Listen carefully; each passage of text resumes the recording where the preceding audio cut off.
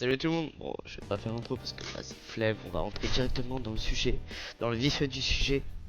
Comment faire un bon morph sur plusieurs plateformes, surtout sur Roblox. Plus particulièrement, oui, parce que ça va marcher que sur Roblox. Comment faire des bons morphs, pour ceux qui ne connaissent pas, c'est en gros créer son skin dans un jeu sans acheter d'accessoires. Sur une période courte, pas non plus toute sa vie, genre tu spawns dans le jeu, t'as directement tes ads gratuits, non ça, c'est que dans les pubs bizarres, sur tes MDR.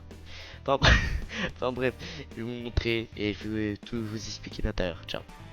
Déjà ce qui est bien c'est d'avoir un Trello, pour toutes les catégories, etc, pour pas s'y perdre. Donc on va sur le site Trello officiel, on peut le mettre là par exemple en favori, Trello. Vous mettez juste ça, hop, il y a directement l'application, c'est très bien pour s'organiser. Vous faites votre compte, hop, comme d'hab, etc.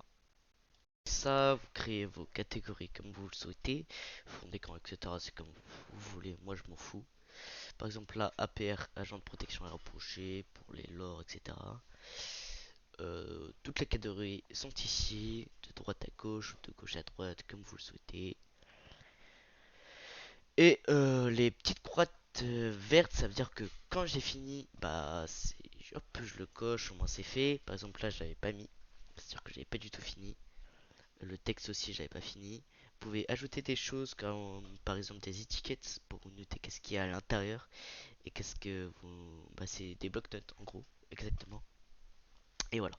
Bon, bref, là je vais vous mettre en x2 juste pour vous expliquer vite fait. C'était juste aujourd'hui une petite vidéo rapide.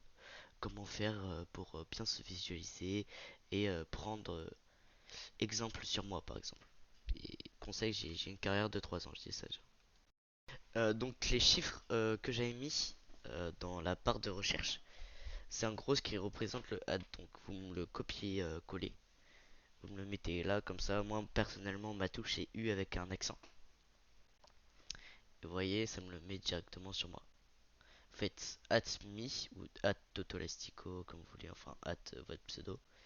Et vous mettez la suite de nombres pour avoir le désiré. Par exemple là, le truc en bleu que j'ai mis, bah, c'était le chiffre de nombre, ce que je souhaitais. Là c'est les commandes.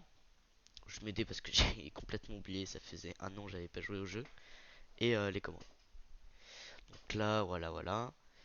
Et c'est parti pour faire le morph et vous inspirer de moi.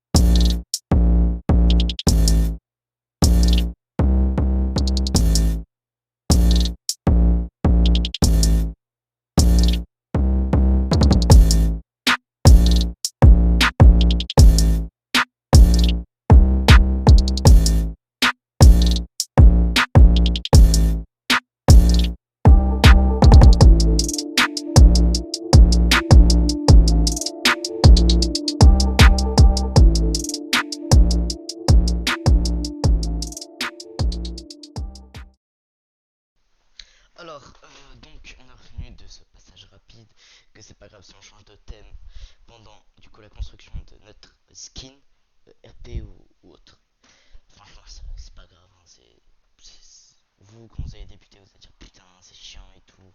Mais non, moi, en tant que morpheur, enfin pas morpheur pro parce que je suis pas payé pour, mais en tant que morpheur régulier, franchement, changer de thème, c'est normal hein, pour moi.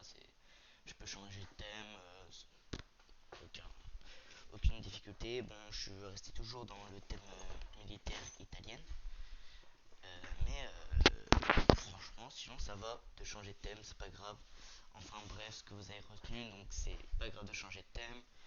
Il faut s'inspirer, même si vous avez mis un hâte, vous le trouvez pas trop ouf, c'est franchement. Et du courage, continuez à essayer de chercher un nouveau hâte mieux. Et sinon, petit point que j'aimerais souligner, c'est que en ce moment je vois beaucoup de morpheurs mettre des hats. Après ils disent c'est pas ouf, mais bon vas-y flemme de continuer. Franchement, moi le hat là, ce que je viens de faire comme morph, c'est 1 heure et demie à peu près. Il est pas ouf hein, comme morph, hein. Franchement j'en ai fait des mieux vraiment. Il y a même des mecs qui m'ont contacté pour savoir si est-ce qu'ils pouvaient acheter mon morph, mais vas-y. Sinon, je vous dis bonne journée et ciao.